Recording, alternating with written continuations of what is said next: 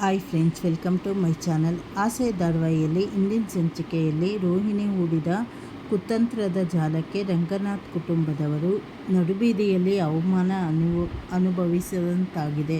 ಸಂಚಿಕೆ ಆರಂಭದಲ್ಲಿ ಮನೋಜನಿಗೆ ಹೆಣ್ಣು ನೋಡಿ ತಾಂಬೂಲ ಬದಲಾಯಿಸಿಕೊಳ್ಳುವ ಶುಭ ಮುಹೂರ್ತದಲ್ಲೇ ರೋಹಿಣಿ ಆ ಮನೆಗೆ ಅನಿರೀಕ್ಷಿತವಾಗಿ ಎಂಟ್ರಿ ಕೊಡುತ್ತಾಳೆ. ಅವಳನ್ನು ಕಂಡ ತಕ್ಷಣ ಶಾಂತಿ ಮತ್ತು ಮನೋಜನ ಮುಖವೆಲ್ಲ ಕಪ್ಪಾಗುತ್ತದೆ. ಹುಡುಗಿಯ ತಂದೆ ಆಶ್ಚರ್ಯದಿಂದ, ಯಾರಮ್ಮ ನೀನು? ಈ ಶುಭ ಸಮಯದಲ್ಲಿ ಯಾಕೆ ಇಲ್ಲಿಗೆ ಬಂದಿದ್ದೀಯಾ ಎಂದು ಕೇಳಿದಾಗ ರೋಹಿಣಿ ನಗುತ್ತಾ, ನಾನು ಮತ್ಯಾರೂ ಅಲ್ಲ ಸ್ವಾಮಿ, ನೀವು ಯಾರಿಗೆ ನಿಮ್ಮ ಕೋಟ್ಯಾಂತರ ರೂಪಾಯಿ ಆಸ್ತಿ ಬರೆದುಕೊಟ್ಟು ಹಾಗೆ ಅಳಿಯನನ್ನಾಗಿ ಮಾಡಿಕೊಳ್ಳಬೇಕು ಅಂದುಕೊಂಡಿದ್ದೀರೋ ಅದೇ ಮನೋಜನ ಧರ್ಮಪತ್ನಿ. ನಾವಿಬ್ಬರು ಮದುವೆಯಾಗಿ 2 ವರ್ಷ ಸಂಸಾರ ಮಾಡಿದ್ದೇವೆ ಎಂದು ಬಾಂಬ್ ಸಿಡಿಸ್ತಾಳೆ. ಇದನ್ನು ಕೇಳಿ ಹುಡುಗಿಯ ತಂದೆ ತಾಯಿಗೆ ಇಡೀ ಪ್ರಪಂಚವೇ ಸುತ್ತಿದಂತಾಗುತ್ತದೆ. ಶಾಂತಿ ಪರಿಸ್ಥಿತಿಯನ್ನು ನಿಭಾಯಿಸಲು, ನೋಡಿ ರಾಯರೇ, ಇವಳು ಹೇಳುವುದೆಲ್ಲ ಸುಳ್ಳು, ಇವಳು ಇಡೀ ಮನೆಗೆ ಮೋಸ ಮಾಡಿ ಕೋರ್ಟ್ ಮೆಟ್ಟಿಲೇರಿರೋ ಮಹಾವಂಚಕಿ ಎಂದು ಕೂಗಾಡ್ತಾಳೆ. ಆದರೆ ರೋಹಿಣಿ ಕಿಂಚಿತ್ತೂ ಹೆದರದೆ ತನ್ನ ಬ್ಯಾಗಿನಿಂದ ಮನೋಜ ಮತ್ತು ತನ್ನ ಮದುವೆಯ ಫೋಟೋಗಳು ಹಾಗೂ ಕೋರ್ಟ್ ನೋಟಿಸನ್ನು ತೆಗೆದು ಹುಡುಗಿಯ ತಂದೆಯ ಕೈಗಿಡುತ್ತಾಳೆ.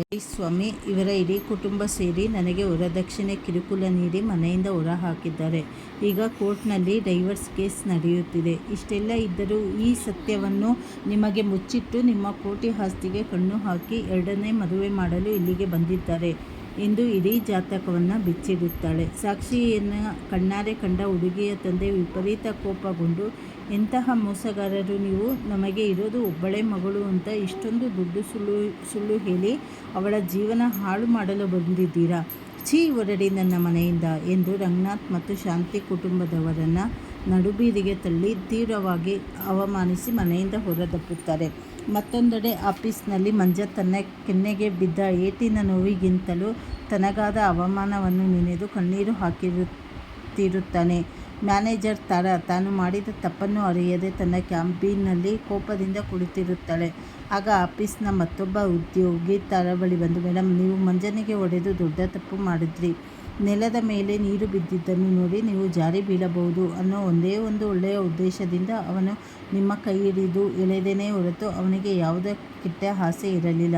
ಅವನು ತುಂಬನೇ ಗೌರವಾನ್ವಿತ ಮತ್ತು ಪ್ರಾಮಾಣಿಕ ಹುಡುಗ ಎಂದು ಅಸಲಿ ಸತ್ಯವನ್ನು ಹೇಳ್ತಾನೆ. ಇದನ್ನು ಕೇಳಿ ತಾರಾಳಿಗೆ ತಾನು ಆತುರಪಟ್ಟು ಒಬ್ಬ ಅಮಾಯಕನಿಗೆ ಎಲ್ಲರ ಎದುರು ಕೈ ಮಾಡಿದ್ದೇನಲ್ಲ ಎಂದು ತೀವ್ರ ಪಶ್ಚಾತ್ತಾಪವಾಗುತ್ತದೆ. ಅವಳು ತಕ್ಷಣವೇ ಕ್ಯಾಬಿನ್ನಿಂದ ಹೊರಬಂದು ಮಂಜನ ಬಳಿ ನಡೆದು ಬಂದ ಘಟನೆಗೆ ಎಲ್ಲರ ಎದುರು ಕ್ಷಮೆ ಯಾಚಿಸ್ತಾಳೆ. ಇತ್ತ ಮನೆಯ ಹಾದಿಯಲ್ಲಿ ಶಾಂತಿ ರೋಹಿಣಿಯ ಮೇಲೆ ವಿಪರೀತವಾಗಿ ಕೂಗಾಡುತ್ತಿರುತ್ತಾಳೆ. ನನ್ನ ಮಗನಿಗೆ ಬರಬೇಕಾಗಿದ್ದ ಕೋಟಿ ಆಸ್ತಿಯ ಸಂಬಂಧವನ್ನು ಹಾಳು ಮಾಡಿದೆ ಅಲ್ವಾ, ನಿನ್ನನ್ನು ಸುಮ್ಮನೆ ಬಿಡುವುದಿಲ್ಲ ಎಂದು ಶಾಪ ಹಾಕ್ತಾಳೆ. ಆದರೆ ರೋಹಿಣಿ ತಿರುಗಿ ಬಿದ್ದು, ಶಾಂತಮ್ಮ, ನಿನ್ನ ಮಗನಿಗೆ ಮತ್ತೊಂದು ಮದುವೆ ಮಾಡಿಸಿ ನೀನು ನೆಮ್ಮದಿಯಾಗಿ ಇರಲು ನಾನು ಎಂದಿಗೂ ಬಿಡುವುದಿಲ್ಲ. ಕೋರ್ಟ್ನಲ್ಲಿ ನಾನು ಗೆಲ್ಲುವುದು ಖಚಿತ. ನಿಮ್ಮ ಇಡೀ ಕುಟುಂಬ ನನ್ನ ಕಾಲಡಿಗೆ ಬರುವಂತೆ ಮಾಡುತ್ತೇನೆ ಎಂದು ಸವಾಲು ಹಾಕಿ ಅಲ್ಲಿಂದ ಹೊರಟು ಹೋಗ್ತಾಳೆ. ಕತೆ ಈಗ ತುಂಬನೇ ರೋಚಕ ತಿರುವು ಪಡೆದುಕೊಂಡಿದ್ದು, ಮುಂದಿನ ಸಂಚಿಕೆಗಳಲ್ಲಿ ಸೂರ್ಯ ಮತ್ತು ಮೀನಾ ಈ ರೋಹಿಣಿಯ ಜಾಲದಿಂದ ಮನೋಜನನ್ನು ಹೇಗೆ ಪಾರು ಮಾಡ್ತಾರೆ ಎಂಬುದನ್ನು ಕಾದು ನೋಡಬೇಕಿದೆ. ಹಾಗೆ ಇನ್ನು ಮುಂದಿನ ಸಂಚಿಕೆಗಳಲ್ಲಿ ಏನೇನು ಮಹಾ ತಿರುವು ತೆಗೆದುಕೊಳ್ಳುತ್ತೆ ಅಂತ ಹೇಳಿ ಮುಂದೆ ತಿಳಿದುಕೊಳ್ಳಬಹುದು.